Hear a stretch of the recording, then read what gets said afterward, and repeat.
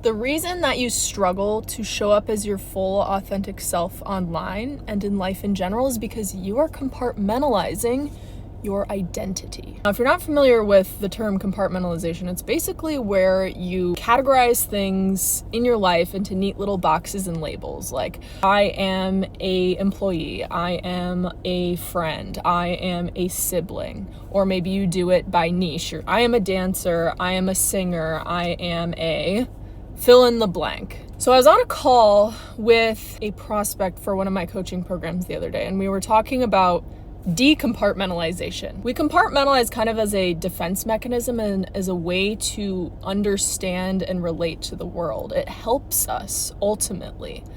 However, when it comes to trying to show up authentically as our full selves, it's not so helpful. This is something I broke down for myself about a year ago. I made a YouTube video about it. I also included it in one of my course programs because it made me realize so much about how I was trying to fit myself in these little boxes, in these niches. And the problem wasn't the idea of niching. The problem was that I was tying my identity to it. And for me personally, I have had for past 4 or 5 years a boundary around sharing relationship stuff online because I had a very negative experience with it in the past. But I've started to realize that this specific boundary has compartmentalized completely that area of my life, and it has not allowed the lessons I'm learning in that area to tie into the other areas. Now stay with me here. I promise there is a good point. What you tend to do when you are compartmentalizing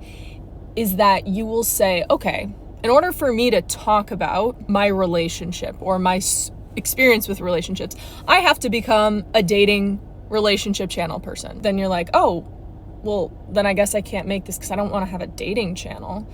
And so then you put it in this neat little box and you say, okay, I can't talk about that because that's not my niche. Instead of thinking, okay, there is no box. This is a part of my life.